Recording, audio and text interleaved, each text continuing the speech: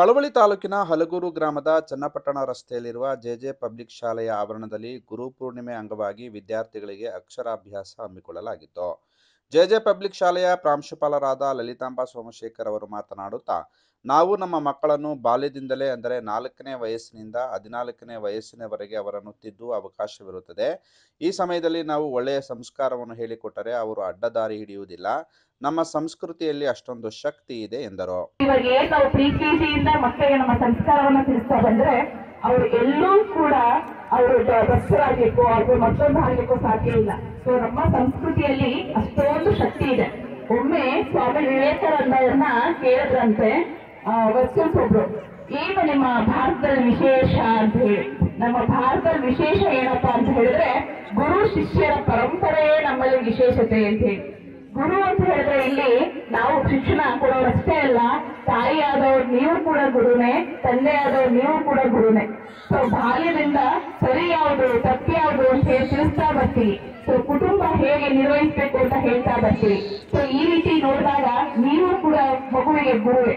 So ನಾವೆಲ್ಲಿ ಬಾಲ್ಯದಿಂದ ನಾವು ಮಕ್ಕಳಿಗೆ ಕೇರ್ ಮಾಡ್ತಾ ಬರ್ತೀವಿ, ಸಂಸ್ಕಾರದತ್ತ ನಾವು ಅವ್ರ ಮನಸ್ಸನ್ನ ಹೊಯ್ತೀವಿ. ಅಂತ ಸಂದರ್ಭದಲ್ಲಿ ಮಕ್ಕಳು ಎಲ್ಲೂ ಕೂಡ ಕೆಡಲಿಕ್ಕೆ ಸಾಧ್ಯ ಆಗಲ್ಲ.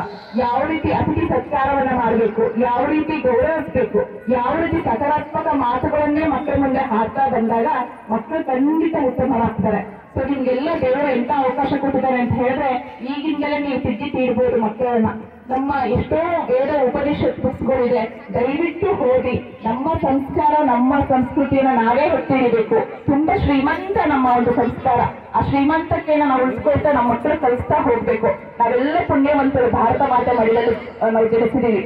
ಸೊ ಹಾಗಾಗಿ ಮಕ್ಕಳಿಗೆ ಪ್ರತಿಯೊಂದು ಮಹತ್ವನ ತಿಳಿಸ್ತಾ ಬನ್ನಿ, ಹಬ್ಬ ಹರಿದಿನಗಳ ಮಹತ್ವನ ತಿಳಿಸ್ತಾ ಬನ್ನಿ.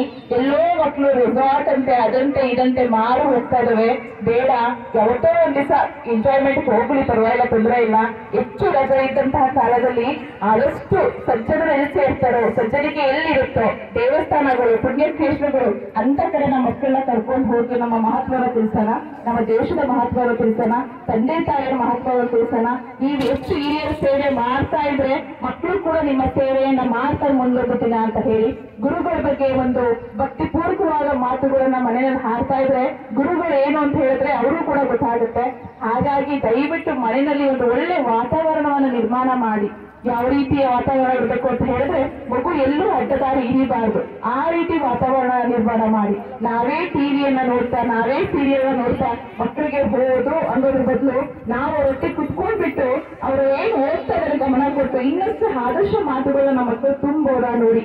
ಈಗ ನೀವು ಈ ಏಜ್ ಅಲ್ಲಿ 4 years to 16 years ಏನ್ ತುಂಬ್ತಿರೋ ಅದೇ ಮಕ್ಕಳು ಆಗೋದು. ಸೊ ಹಾಗಾಗಿ ಒಳ್ಳೆದನ್ನ ನಾವು ತುಂಬೋಣ. ಯಾವುದೇ ದ್ವೇಷ ಬೇಡ, ಅಸೂಹೆ ಬೇಡ, ಯಾವುದೇ ಒಂದು ಯಾರ ಮೇಲೂ ಕೋಪ, ಹಾಗೆ ಇವೆಲ್ಲ ನಾವು ತುಂಬೋದು ಬೇಡ. ಎಲ್ಲರಲ್ಲೂ ಪ್ರೀತಿ, ಮಮಕಾರ, ದೇಶಭಕ್ತಿ ಇದನ್ನೇ ತುಂಬ ಬರೋಣ. ನಮ್ಮಲ್ಲಿ ಎಂತೆಂಥ ತ್ಯಾಗಮಯಿಗಳಿದ್ದಾರೆ.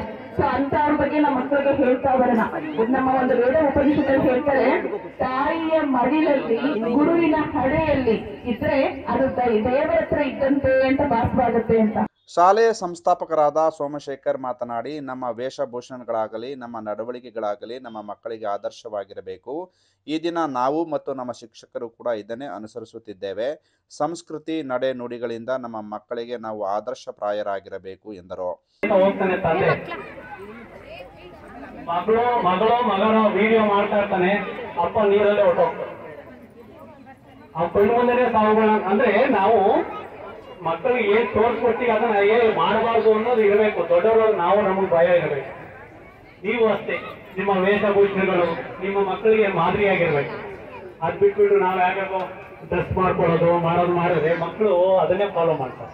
ಹಾಗೆ ನಾವು ಯಾವಾಗ ಅದನ್ನೆಲ್ಲ ಗಮನಿಸ್ತೀವಿ ಅಂತ ಹೇಳಿದ್ರೆ ಈಗೆಲ್ಲ PKG, LKG, UKG ಮಕ್ಕಳು, ನಿಮ್ಗೆಲ್ಲ ಒಂದೊಂದು ಮಕ್ಕಳು, 2 ಮಕ್ಕಳು. ನಮ್ಗೆ ಇಲ್ಲಿರೋರೆಲ್ಲ ನಮ್ಮ ಮಕ್ಕಳೇ. ಇವ್ರನ್ನ ನಾವು 14 ವರ್ಷ ಗಮನಿಸ್ತೀವಿ. ನಾವು ಕೊನೆಯಲ್ಲಿ 10th ಬರ್ತಾರಲ್ಲ ಆಗ ನಿಮ್ಮ ಮನೆಗಳಿಗೆ ಬರ್ತೀವಿ. ಅವತ್ತು ಒಂದ್ ದಿವಸ ಬರ್ತೀವಿ. ಆಗ ಹೇಗೆ ಇರ್ತಾರೆ ಮಕ್ಕಳು. ನಾವು ಗಮನಿಸಿದ್ದು 3/4 ಅಲ್ಲಿ ಇರ್ತಾರೆ ಹೆಣ್ಮಕ್ಳು. ಈಗ ಹೆಣ್ಮಕ್ಳು 3/4, ಆಮೇಲೆ ಅದೇನು ಎಲ್ಲ ಕಿತ್ತೋಗಿರೋದೆಲ್ಲ ಹಾಕೊಂಡು ಬೇಕಾಯ್ತು ನಮಗೆ.